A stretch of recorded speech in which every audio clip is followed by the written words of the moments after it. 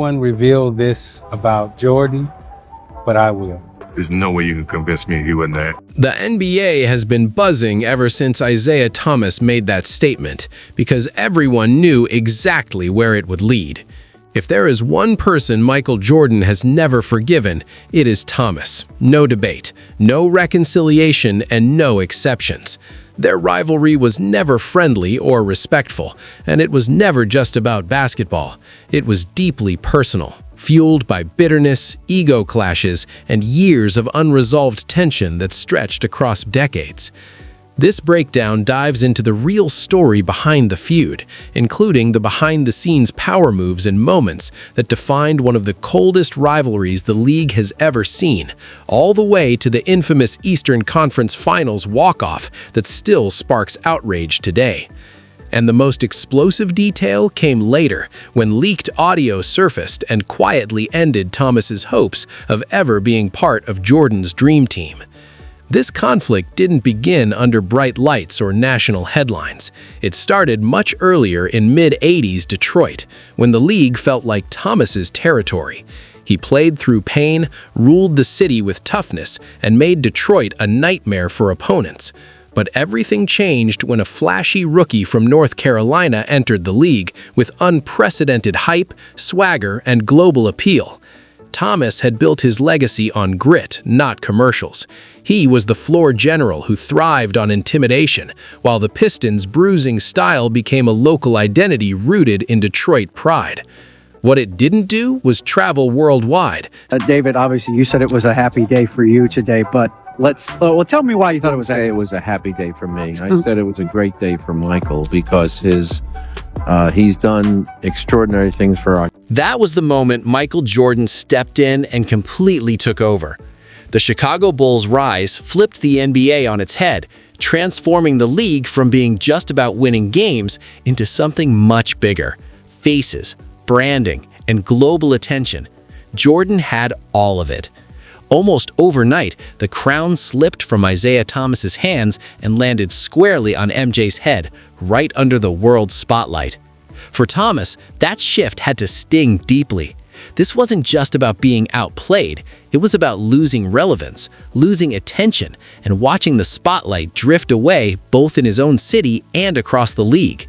Thomas believed he was next in line after Larry Bird, the player fans were supposed to rally around. Then Jordan arrived and changed everything. He didn't just dominate on the court, he showed the world what a true global NBA superstar looked like. Where respect once came purely from toughness, it now came wrapped in fame, reach, and worldwide obsession. The league was changing fast, and Jordan had the most powerful brand the NBA had ever seen. Shoes, ads, highlights, and cultural influence all rolled into one. That growing gap only intensified Thomas's frustration. The tension finally spilled into public view at Jordan's first NBA All-Star game. He do not want to be your friend. You know, stay on ESPN, keep talking on TNT, Mike's, now you're trying to say everybody better than Mike. It's okay. You not better than Mike. Isiah Thomas publicly denied orchestrating any kind of freeze-out, calling the entire story ridiculous. He argued that he was too low on the all-star hierarchy to control legends like Julius Erving and Moses Malone. However, later interviews only complicated that defense, especially comments connected to his own agent, which kept the story alive. From that point forward, what might have been dismissed as rookie hazing quickly turned personal for Michael Jordan. The bigger question still lingered. Why direct that frustration at a rookie who had nothing to do with the league's changing direction? The answer lies in how rapidly the NBA was evolving under Commissioner David Stern. Basketball was no longer just a sport. It was becoming a global product. Jordan became the face of that transformation, selling the game worldwide through sneakers, commercials, and non-stop highlights. He wasn't just playing basketball anymore. He was marketing it, and the league would never be the same. Imagine believing the crown was yours, only to watch the world suddenly decide someone else looked more like a king. That new king... That saying with Jordan, because here's what Chuck was saying. If Michael goes to the basket, put his ass on the ground. Put his ass, you know, hit, you gotta hit him. You guys had something called the Jordan Rule. Talk to us about that. Push him left. That's your Jordan rule right there. That's all I'm allowed to give away. That jealousy didn't stay quiet. It spilled onto the court and fused with Detroit's reputation for intimidation.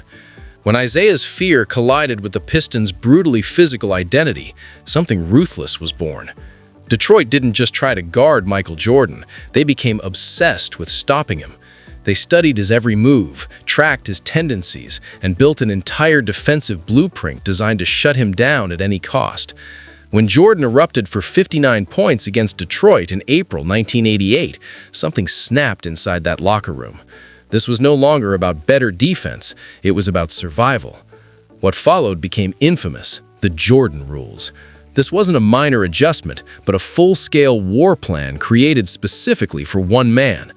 From that point on, every time Jordan touched the ball, he entered hostile territory. Detroit turned him into a target. As John Salley later admitted, it all came down to 3 words: push him left.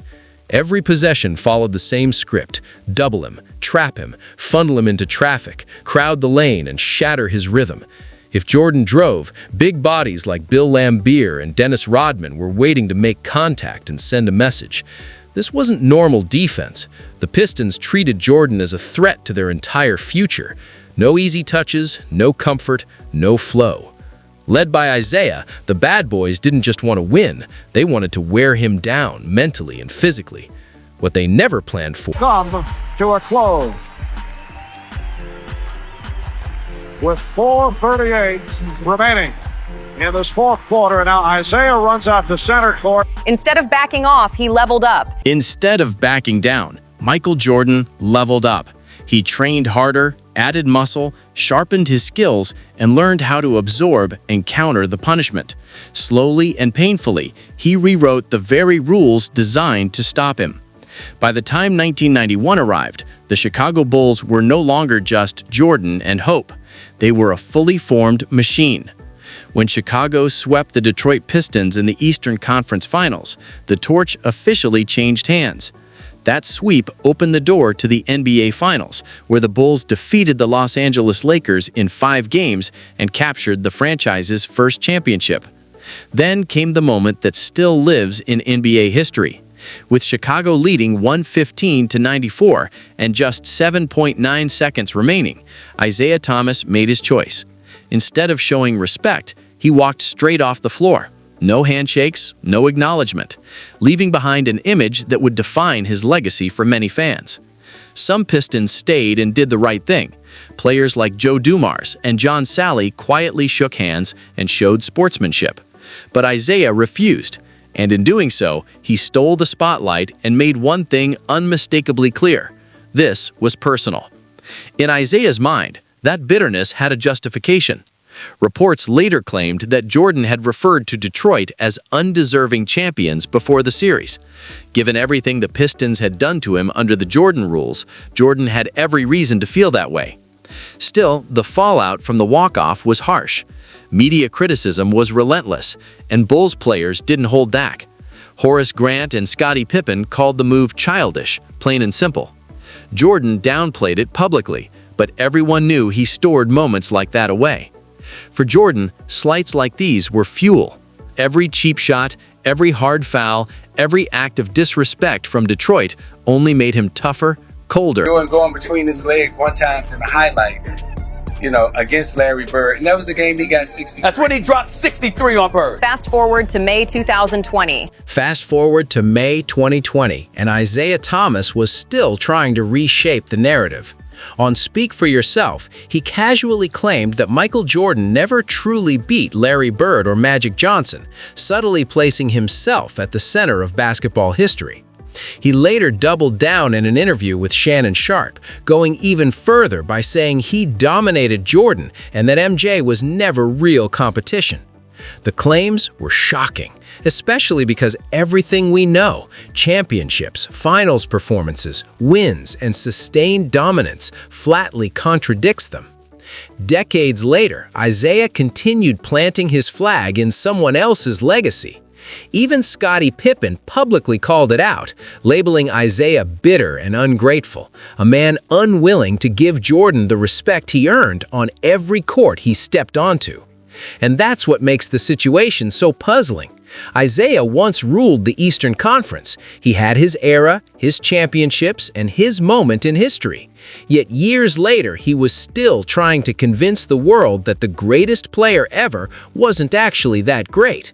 His infamous "I refuse to kiss his feet" line almost sounds humorous if it weren't so revealing.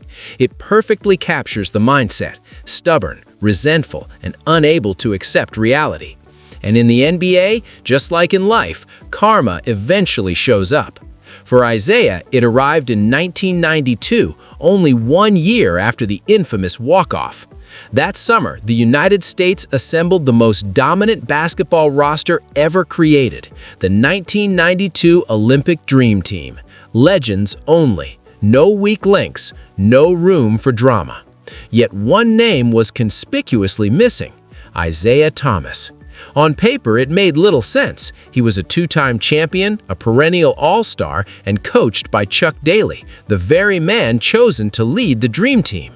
But when the roster was finalized, Isiah's name never surfaced. Not publicly, not privately, not at all. The official explanation was chemistry.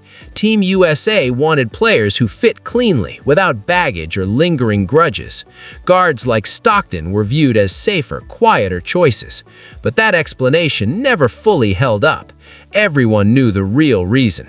Isiah had burned bridges with the very players who held influence: Magic Johnson, Michael Jordan, Scottie Pippen, and others. At that point, it was no longer about talent. It was